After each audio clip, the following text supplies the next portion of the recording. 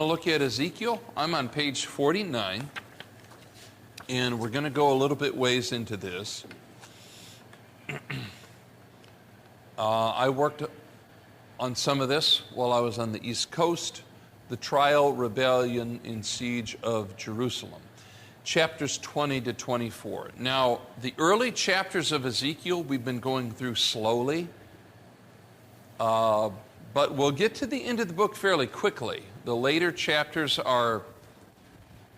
cover a lot more spread in a shorter space of time. But we are a little more, if not a little more than halfway through the book, 591 to 588 BC. So we're coming to the end here. Ezekiel was the son of a priest in Jerusalem. When Nebuchadnezzar took the first exiles from the city, he was among them.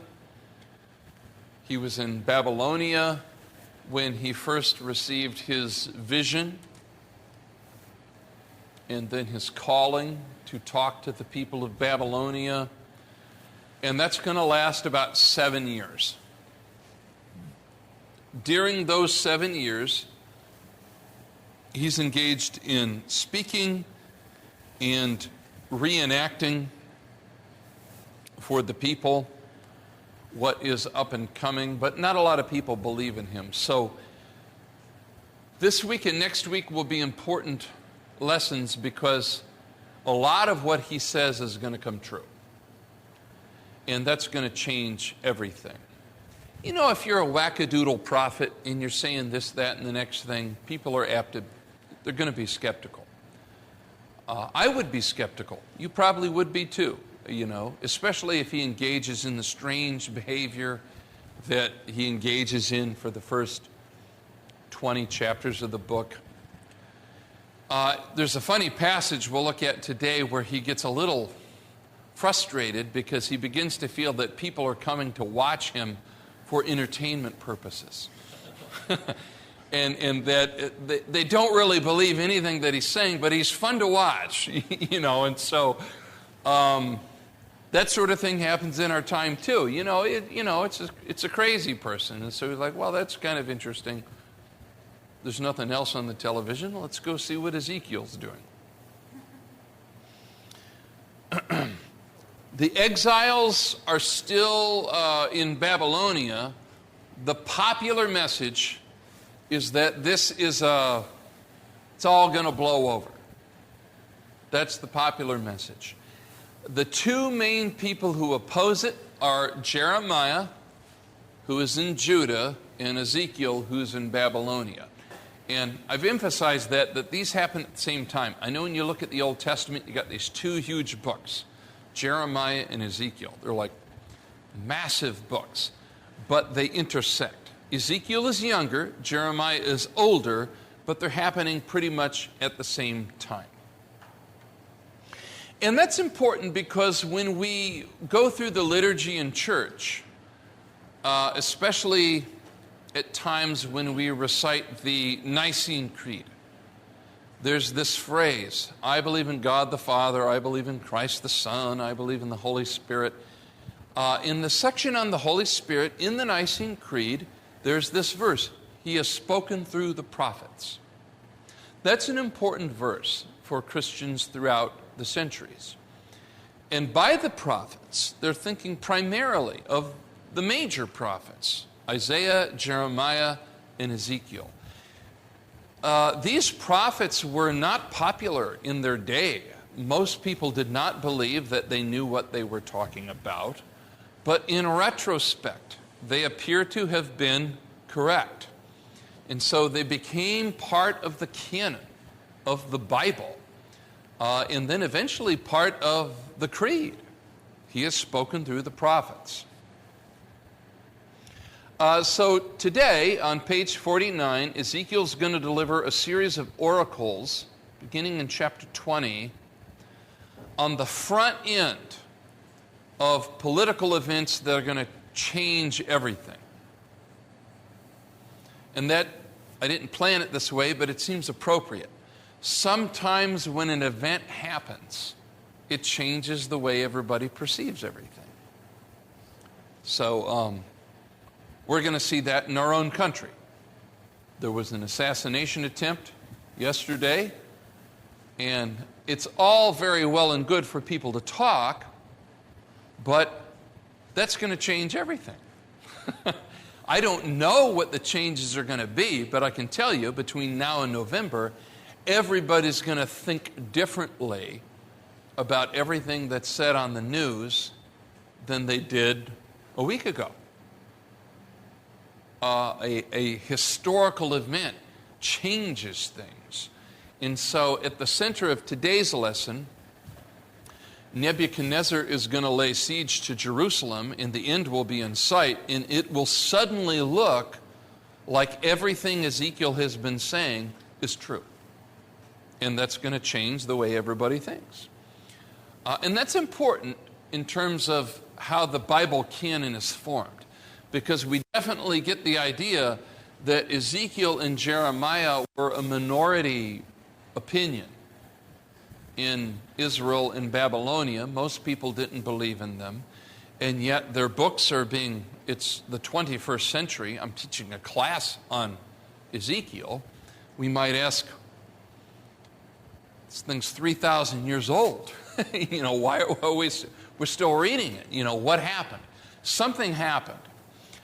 And if you look at the lives of the prophets, Amos, Isaiah, Jeremiah, Ezekiel, what you'll find is that there is some important historic event that sealed their legacy for future times. Certainly in Amos, it was the occurrence of an earthquake. In Isaiah, I would argue it was the death of the Assyrian army a day before they would have taken the city of Jerusalem. In the case of Ezekiel, Nebuchadnezzar's siege on Jerusalem. But in each case, the prophets predicted something, and it came to pass. And when it came to pass, everybody started to take them seriously. And then all of the other oracles that they spoke suddenly became relevant.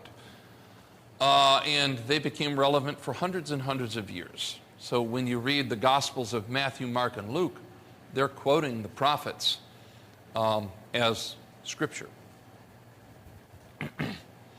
So it's the year 591. We're in Babylonia.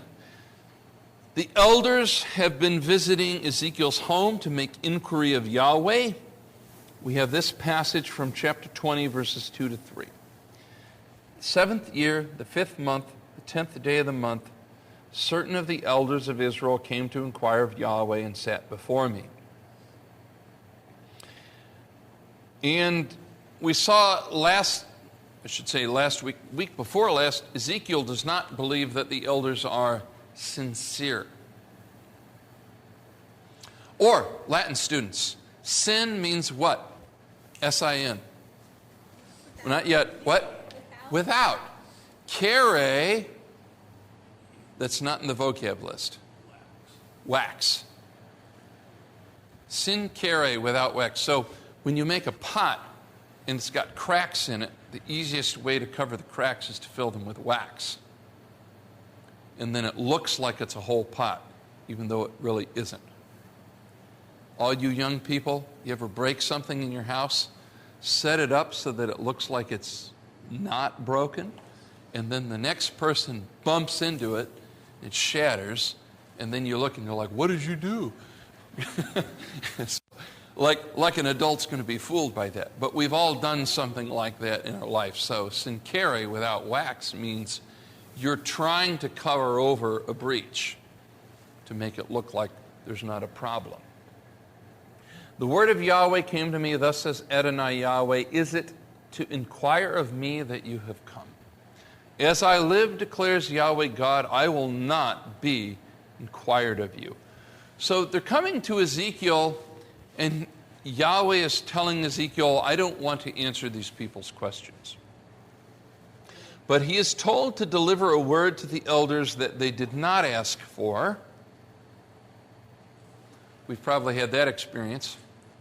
you get something you did not ask for, and to take the nation for its sins to trial. Little typo there. Judge them, Son of Man, make known to them the abominations of their fathers. So this lesson falls into three parts.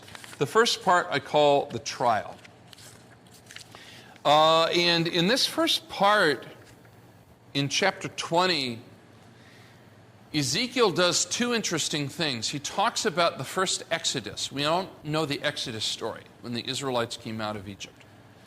And then he talks about the second Exodus. Now that's very important to the prophets. The prophets begin to talk way, way back that there will be another Exodus, like the first one, but different. That's very important in the New Testament. Jesus presents himself as a new Moses. He passes through the water. He gathers 12 disciples around him. He goes up on a high mountain. He delivers to them the law. He's the second Moses. And so the idea that there's a second Exodus coming, greater than the first, becomes the way that the prophets talk about this. And we do this whenever we take communion. The Apostle Paul says, or what Christ says in the Last Supper, whenever you eat this bread is referring to the matzah of the Exodus story. Do it in remembrance of me.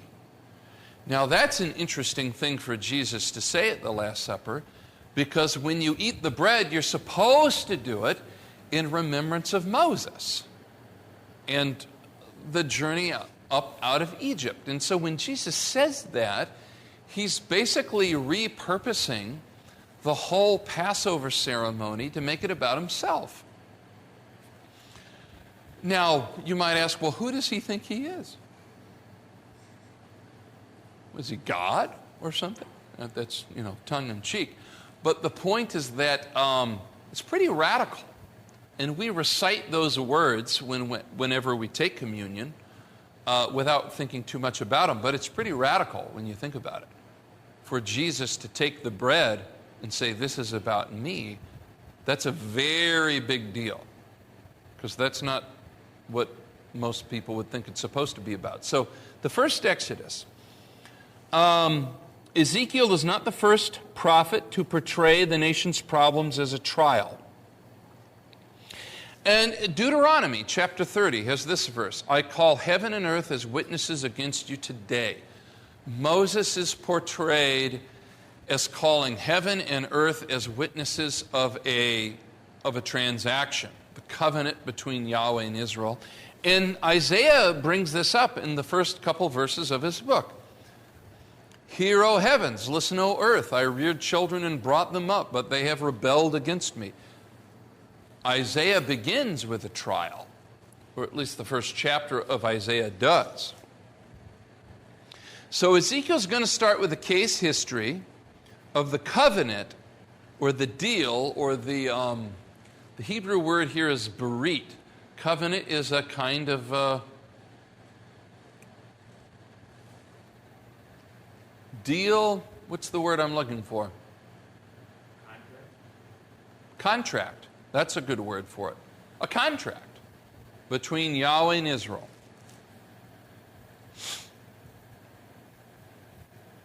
And what we're going to get from Ezekiel here is the importance of the Exodus story. The Exodus story is the center of the Old Testament. The Exodus is for Israel what Jesus is for Christians.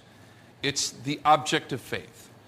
And you can interpret this verse literally or that one figuratively, but the important thing is that in history, something happened between God and people in the Exodus story. That's the crux of the issue.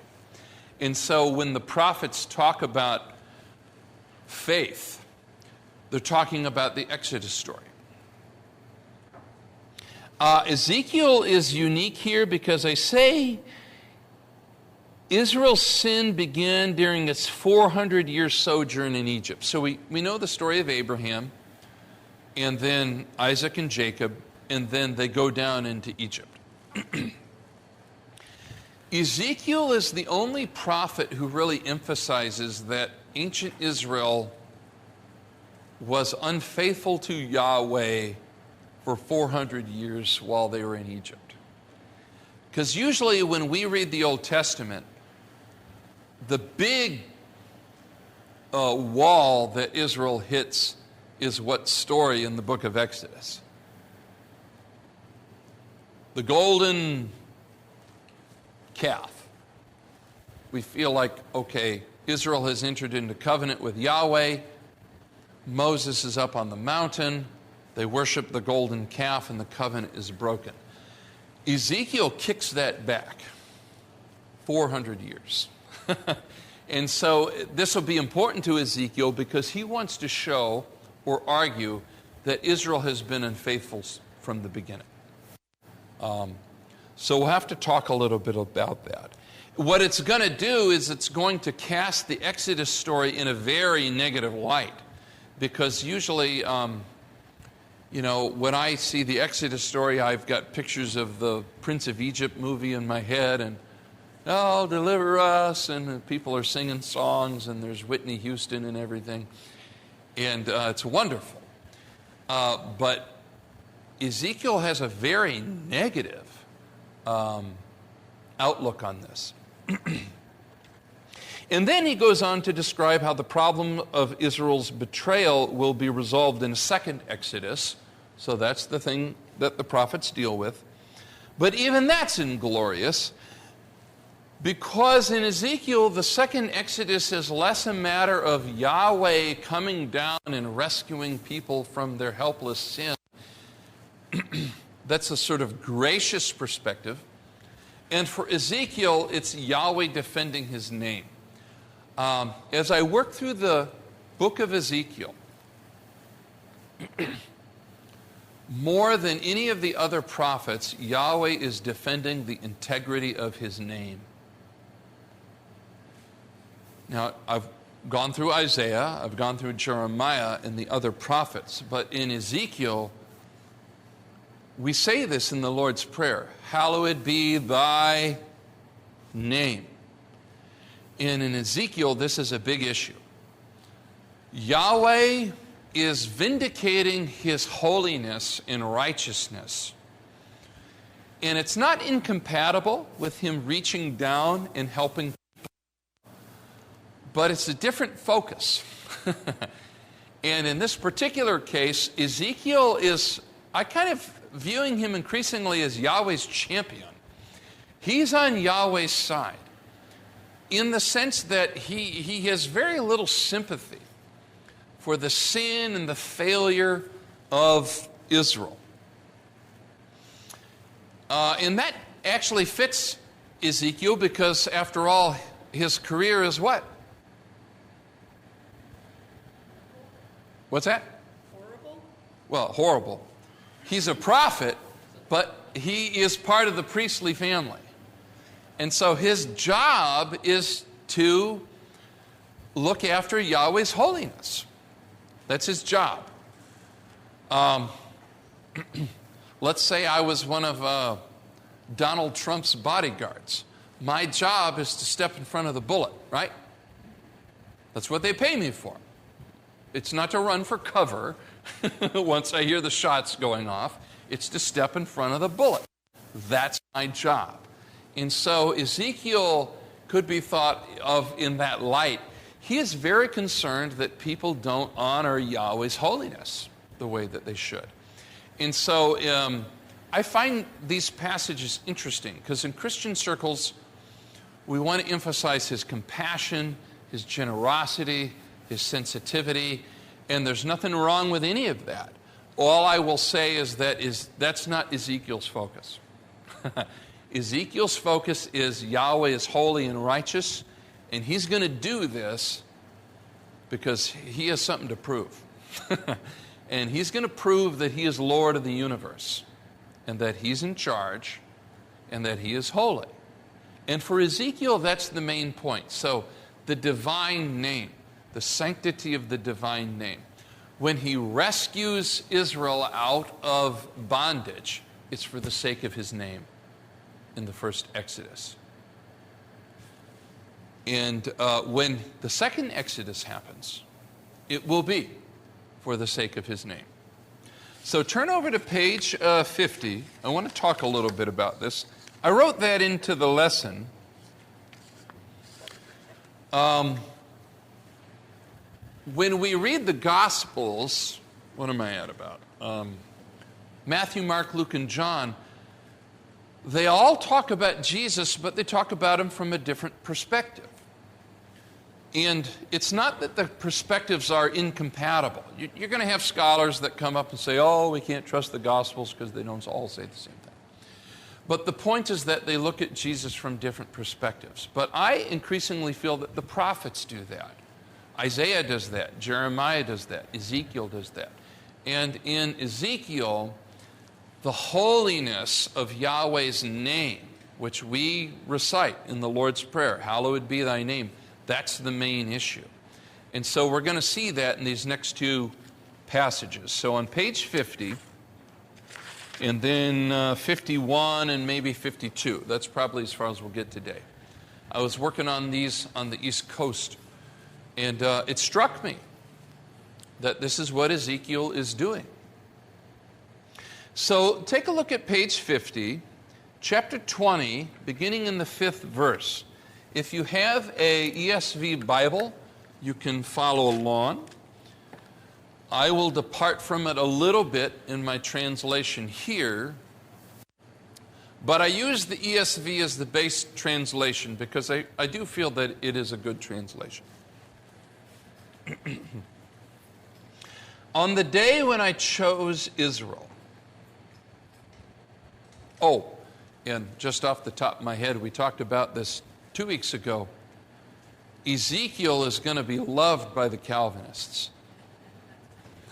So we talked about how some Bible verses seem to go against it, some go before it.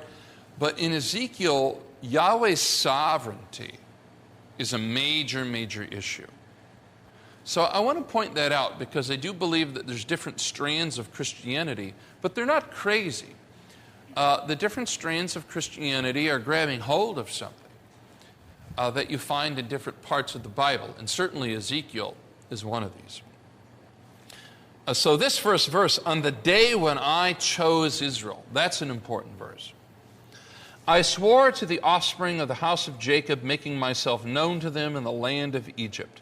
So while Israel is in Egypt, Yahweh reveals himself to the Israelites. Is there some particular point or event, maybe in the book of Genesis or something, that is connected to this on the day that I chose Israel? That's a good question. I'm just wondering about that. The word day is yom. Yeah. So for all the 6-day creation people. I did footnote this one. The word day here probably does not refer to a 24-hour period. It means something like in English like time or when. When I did this. But then the word here chose, bahar. I did footnote this. It's the only time in Ezekiel this word occurs. Now that's significant. When a prophet or a writer selects a special word for a particular purpose, and that's a singular word, that's important. And it involves, in Deuteronomy, uses bahar, promises and commands. So what is entailed in the word bahar I chose? Well, what's entailed is Yahweh initiates the relationship. So that is Calvinist in flavor, because, of course, one of the main points of John Calvin is that we don't enter into relationship with God. He enters into relationship with us. He is the initiator of the relationship. And I agree with that. That's a strong idea. It's not that we all seek God and he comes alongside us. He breaks into our disorderly life and initiates that relationship. And then in that relationship are promises from his end, and then commands to be obeyed from our end. So it's conditional. So we've probably heard about God's unconditional love, but for the purposes of Ezekiel, we should probably set that aside. There are conditions. If you do this, then I will do that. If you are obedient, then I will do this over here. But to your question, when did this choice occur? It says, in the land of Egypt, I swore to them, saying, I, Yahweh, am your God, and on that day I swore to them that I would bring them out of the land of Egypt into a land that I had searched out for them, a land flowing with milk and honey, the most glorious of all lands.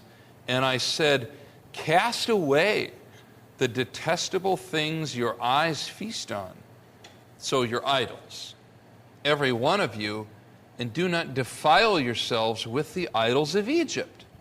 I am Yahweh your God. But they rebelled against me and were not willing to listen to me. None of them cast away the detestable things their eyes feasted on or forsake their idols. And so, to your question, all I'll say is there's no record of this in the first 5 books of the Bible. There's no record.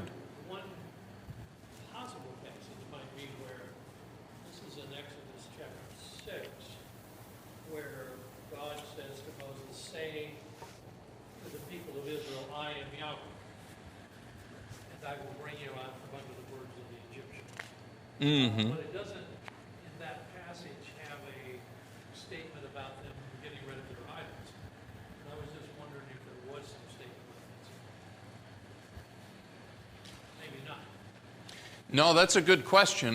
My overall sense is that there's more to the history of Israel than we even get out of the first 5 books of the Bible. Ezekiel is talking about something that if you had just read Genesis and Exodus by itself, you probably would not be able to get hold of. There are hints of it, though, like the verse that you mentioned. Certainly, Jacob, who is the father of Israel, is told to cast away his idols, right? Cast away your idols and worship me alone. And Jacob promises Yahweh that he will do that at Bethel. You know the story when Jacob is fleeing from Esau. Esau wants to kill him because Jacob has stolen Esau's birthright. And Jacob has a vision in Bethel of, we call it Jacob's ladder. Good. I'm throwing out those question mark questions. Good for the students. And then when he wakes, he says, if you will defend me and protect me, I will cast away my idols, and you will be my God. There is a sense there that Jacob, who is Israel's ancestor, promised to forsake idolatry for Yahweh if Yahweh would protect him. Now that implies on the one hand that Jacob was a polytheist. Like Joshua says in the book of Joshua, our ancestors lived east of the river and worshiped many gods. But that Jacob dabbled with the idea of monotheism if Yahweh would bail him out. That's a pretty banal way of putting it. So maybe Ezekiel's reading that back into the history of Israel. Maybe Ezekiel has knowledge of Israel beyond what we ourselves have. But he certainly suggests that Yahweh made a deal with Israel during their 400-year stay in Egypt even before they left. And there are hints of that in Exodus, because when Moses says to Yahweh on Mount Sinai, "Who shall I tell them sent me?" Yahweh says, "Tell them it is Yahweh, the God of your ancestors, Abraham, Isaac, and Jacob."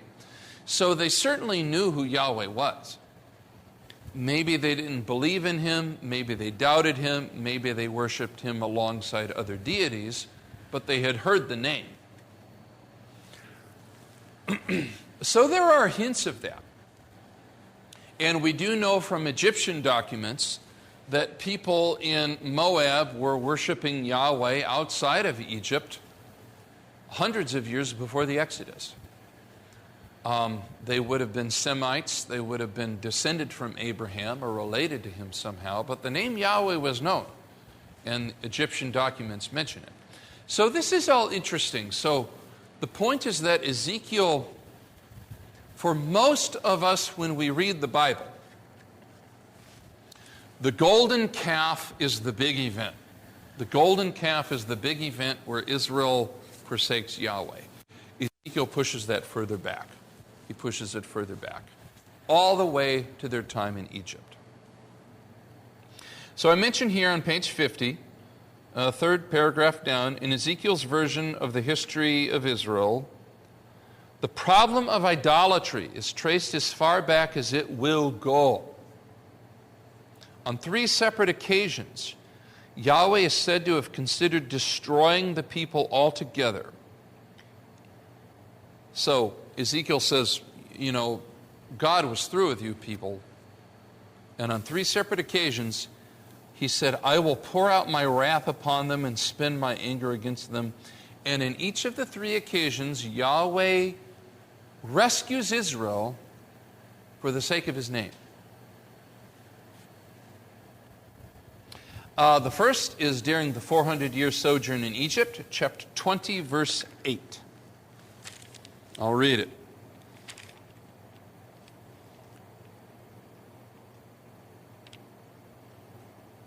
"I said I would pour out my wrath against them and spend my anger against them in the midst of the land of Egypt."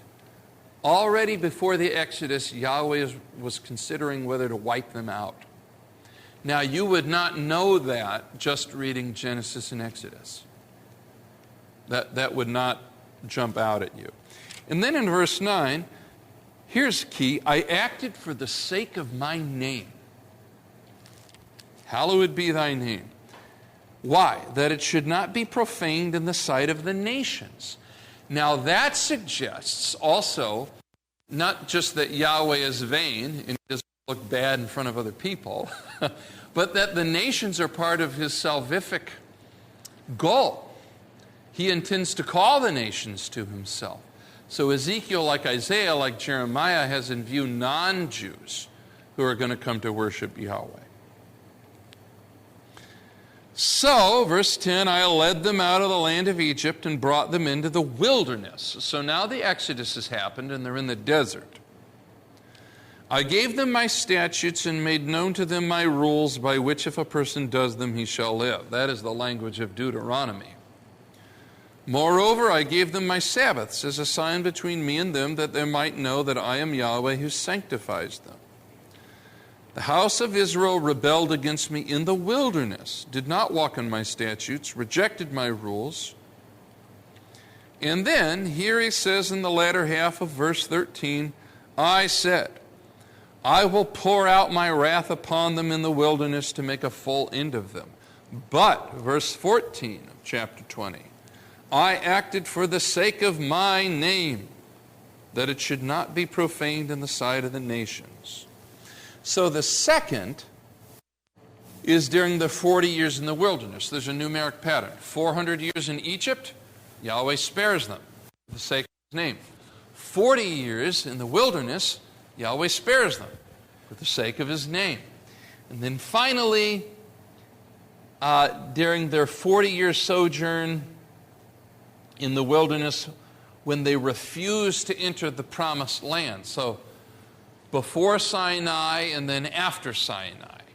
they also refused to enter the land, and that we do have an account of in the Bible. That is found. So 2 and 3 we have in our Torah. We know that with the golden calf, Yahweh threatened to destroy the nation, and Moses interceded for them. We know that after the golden calf, they refused to enter the land, and there they were spared again. But Ezekiel kicks it back to the 400 years in the land of Egypt, and that's unique to Ezekiel. I don't find that anywhere else in the Old Testament. And that's interesting. Ezekiel takes a darker view of the people of Israel, I think, than even Jeremiah. And that's saying something, because Jeremiah is pretty negative. By way of anticipation, he says, the reason they were spared, I acted for the sake of my name, that it should not be profaned. Also, in recounting the nation's history, Ezekiel says 2 other things. This will probably be, we'll see how we get through these. These are controversial passages. I swore to them in the wilderness that I would scatter them among the nations and disperse them among the countries. Chapter 20, verse 23 to 24. Usually the exile is thought of as a very late event in Israel's history. We have no record that Yahweh threatened this all the way back in the 40 years in the wilderness. That's pretty far back. But Ezekiel says that it happened. I mentioned Psalm 106 here as a possible correlate. So that's interesting. Ezekiel says not only did they sin earlier than the Torah says, but that Yahweh's promise, his threat of exile, is earlier as well. And then this one that gets a lot of attention, I gave them statutes, bottom of page 50, that were not good, and rules by which they could not have life. I defiled them through their gifts, in that they offered their firstborn, that I might devastate them. So here we're confronted with a shocking idea that Yahweh had misled those who were disobedient to him into committing yet further sin. Kind of like the hardening of Pharaoh's heart, and something that Paul also talks about in Romans.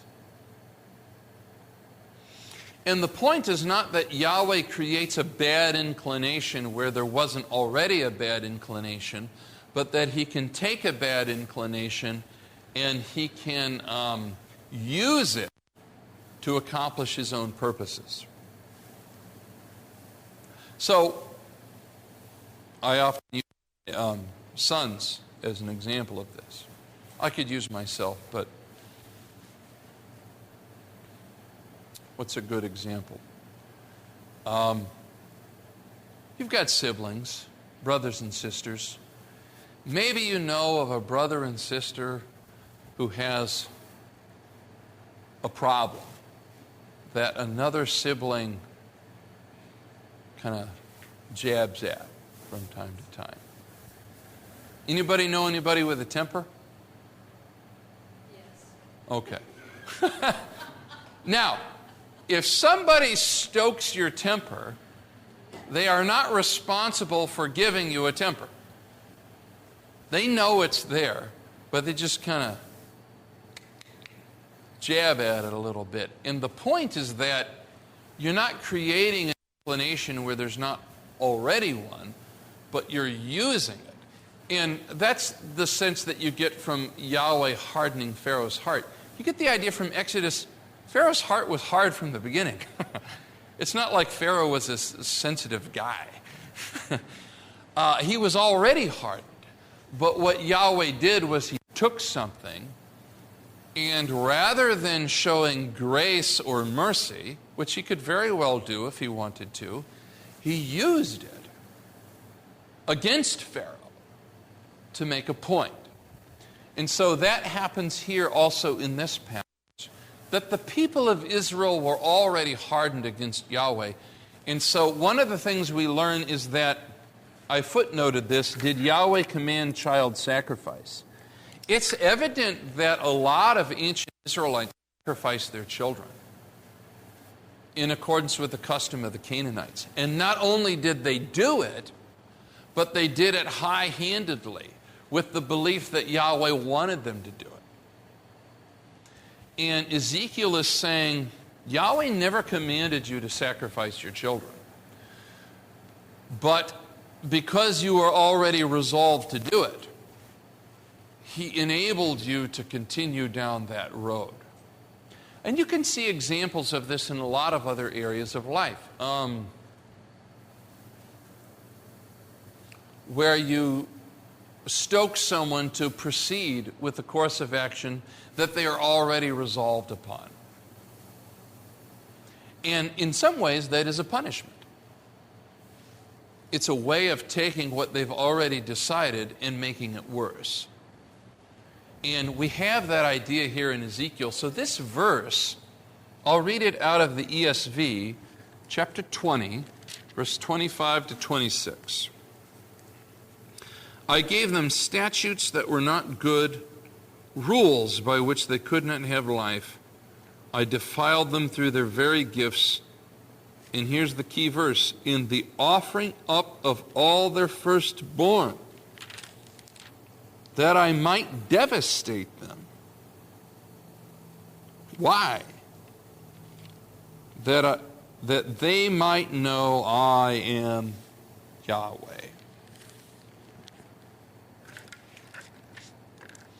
So I don't know, to get into the psychology of this, have you ever dealt with a person or a situation where you reason to yourself that the only way to resolve it would be to let them to go ahead and do their own thing?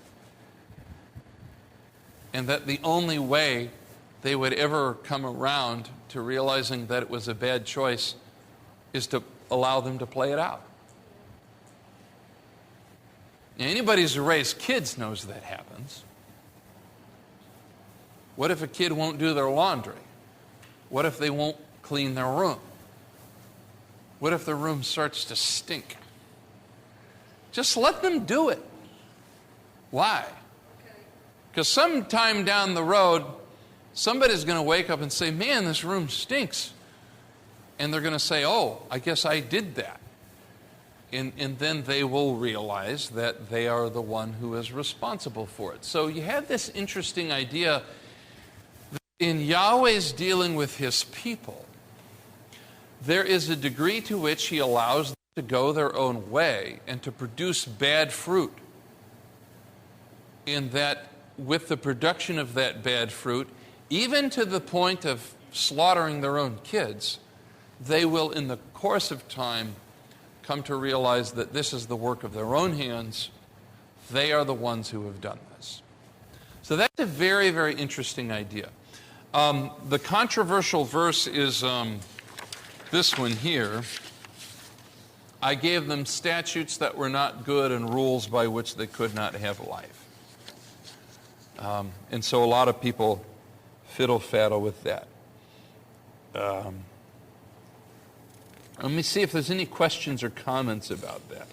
I had a footnote on it, on footnote 94,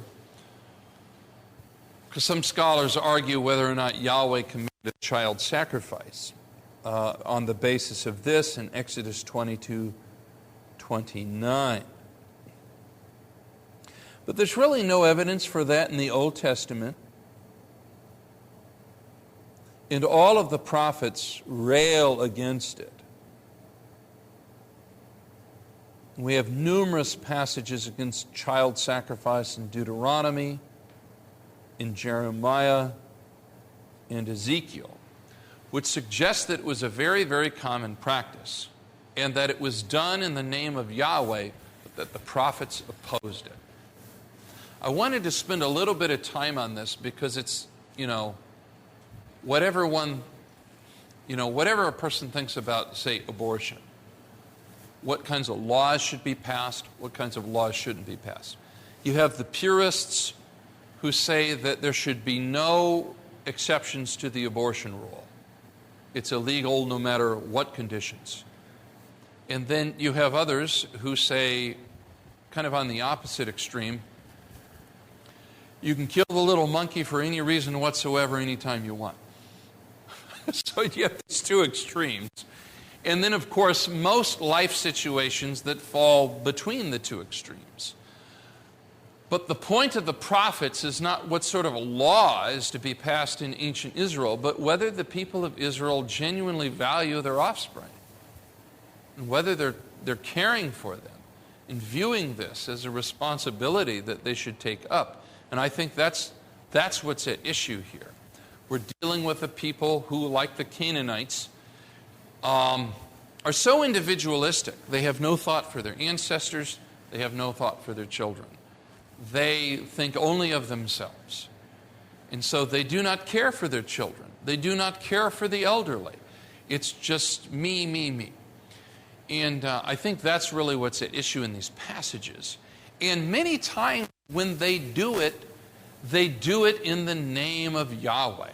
They do it in the name of high, holy, and religious principles. And Ezekiel is saying that's a punishment. It's not just that you do it, which is bad enough, but you do it and you think that it's the right thing. That's the ultimate punishment, is when you are so enclosed within a view that you not only perform evil actions, but you actually think they're the right. Carry them out with total conviction that they're the right actions. So I wanted to focus a little bit on that because it seemed relevant to the times in which we live.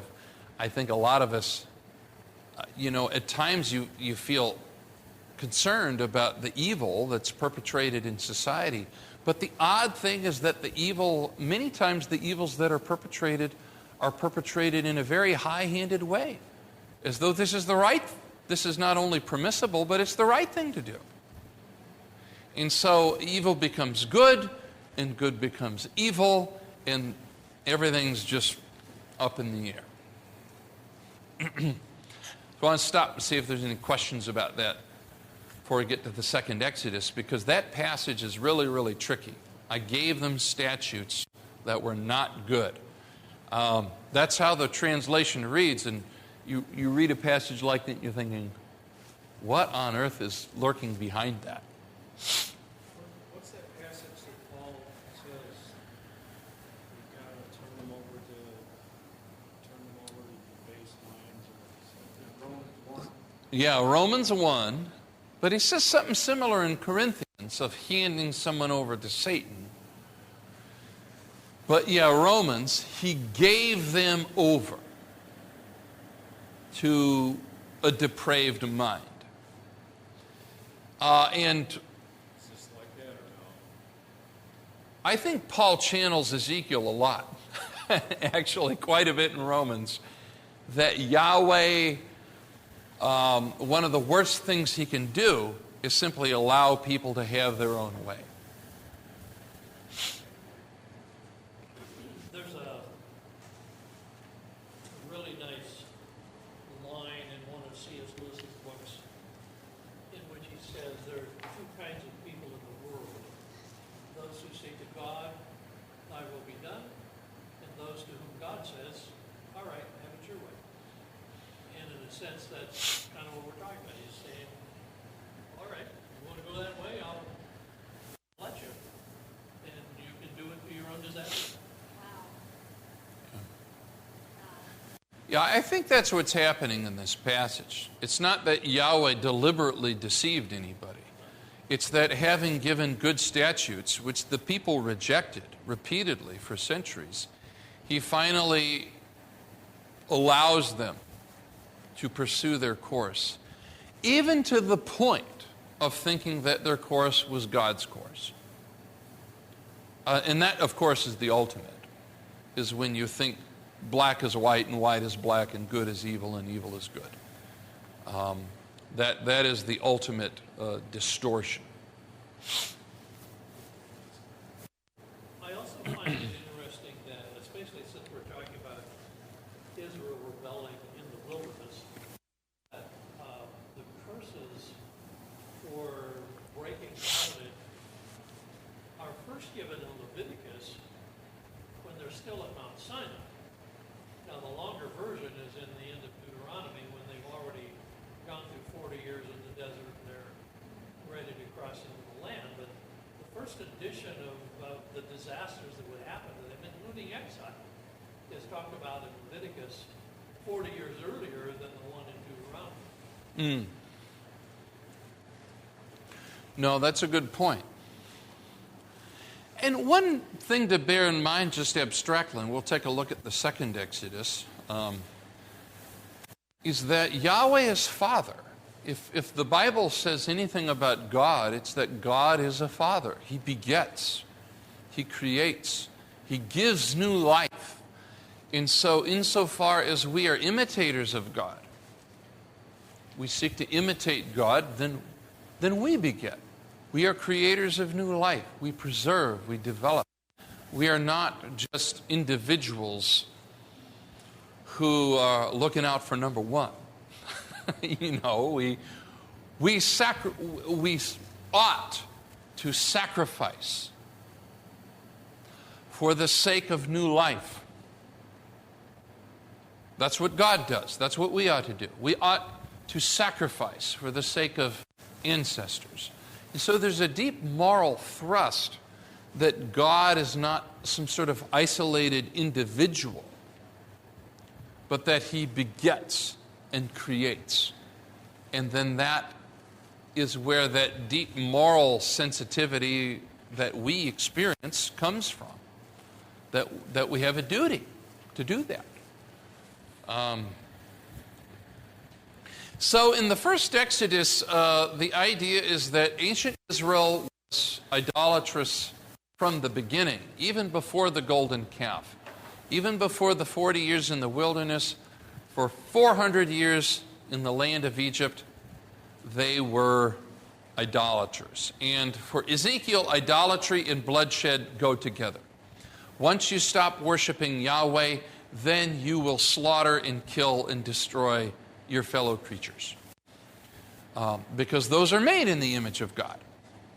And so whether that is your offspring or your neighbor or the elderly or whoever it is, bloodshed and idolatry in Ezekiel go together. And now he comes to the second Exodus, which he does something interesting with, chapter 20, verse 33 to 44. And I won't have time to hit all of this, but what for most of the prophets is like a happy story, in Ezekiel is kind of like, it's a little sad, actually. The second Exodus we hear about first in the 8th century prophets, Amos, Hosea, Isaiah, and Micah. Those are our 8th century prophets, the first prophets who wrote down books that are in our Bible. And they talk about the day of Yahweh. God's going to enter history and get rid of evil and do the right thing. And that's going to be even greater than the Exodus of Egypt, because the Exodus of Egypt just involved the people of Israel. But the day of Yahweh will involve all nations. The whole planet will be involved, every human being. Judah and Babylonia are having uprisings, which show the idea of a second Exodus has caught on. In fact, many people in Ezekiel's time think it's happening now. This is the moment. Ezekiel thinks it's real, he just doesn't think it's happening right now. So, sort of like if you go on Twitter or do your social media thing, there's always going to be some religious wackadoodle who says that we're in the final days. And, you know, if you got your head screwed on straight, you might think, yeah, maybe. But there's no generation that goes by that there isn't some Chicken Little saying the sky is falling. And so you have reason to be skeptical that the latest earthly catastrophe is the sign of the times. However, Ezekiel doesn't think the idea is empty, and so he says, when it will happen is up for grabs, to judge by the Gospels, still alive and well in the days of Jesus of Nazareth. Isaiah is one of the earliest descriptions of the second Exodus. I'll read this from chapter 11, verses 10 to 16. In that day, the root of Jesse, so somebody from the line of David, will stand as a signal for the peoples. Yahweh will extend his hand yet a second time to recover the remnant that remains of his people. He will raise a signal for the nations and will assemble the banished Israel and will gather the dispersed Judah. Yahweh will utterly destroy the tongue of the sea of Egypt. He will wave his hand over the Euphrates with his scorching breath and strike it into 7 channels. So you have the parting of the sea, we have the people leaving bondage, not only Israel, but all of the nations, and lead the people across on foot. And there will be a highway from Assyria for the remnant that remains of his people, as there was for Israel when they came up out of the land of Egypt. Now that from Isaiah 11 is one of the earliest descriptions of the second Exodus. There's going to be a migration of all nations, parting of the water, crossing over on dry ground, salvation. I mentioned here, Ezekiel does not deny that a second Exodus will happen, but he gives it a new twist. Top of page 52, I'll probably close with this idea. It is not in Ezekiel an expression of Yahweh's gracious love of his people. It's compatible with that. A grim inevitability God will bring about to do justice to the holiness of his name. So, I mentioned here, it's not a day off of school, it's a trip to the woodshed. You guys, you know what a trip to the woodshed is? These days they don't. No. Oh, well, in the old days, a trip to the woodshed is where you got a spanking. If Dad says, come out with me to the woodshed, that means you're going to get a whooping with a W-H-U, a whooping. And I'll close with this verse today because we're almost out of time. What has entered your mind shall never be. The thought, we will become like other nations, like families of the earth, serving wood and stone. The Israelites want to be like everybody else. They want to worship the things that everybody else does, and Yahweh says, no. As I live, declares Adonai Yahweh, with a mighty hand and an outstretched arm, and with wrath poured out, I will be a king over you. Now that's an interesting verse. I will be a king over you. In other words, Yahweh is defending his own right to rule. And that's a little bit different than the sort of compassionate, gracious, I'm helping you along approach. It's not incompatible with it. It's compatible with it. But for Ezekiel, Yahweh is defending his right to be king. And he's basically saying to Israel, I'm going to drag you kicking or screaming, whether you like it or not. You will bow the knee to me. That's going to happen. Maybe you don't like it. It's going to happen. And so Ezekiel is he's tough. He's a tough one. We'll have to. That's probably where we'll pick up next week. But I want to see if there's any question or comment about that, because I want to give you the impression that prophets are kind of like Matthew, Mark, Luke, and John, who look at Jesus from different angles. They look at Yahweh from different angles.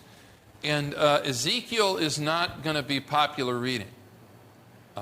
He looks at Yahweh from the angle of Yahweh defending his own interest. to protect the holiness of his name and to be king over Israel, whether they like it or not. And that's a real dimension to what Yahweh is going to do in the second Exodus.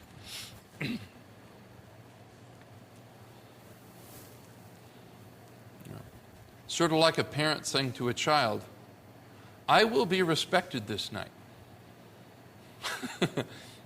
You might not like what I'm about to do, but it's going to happen. And that's sort of the tack that Ezekiel's taking. All right. I'll say a word of prayer and we'll let you go and we'll go downstairs. I think it's pizza tonight because we're a small group. So, Lord, we thank you for the summer. We thank you for this Bible study. Help me to teach. Help all of us as we study. And we ask your blessing on our church and on all that we do. In Christ's name, amen.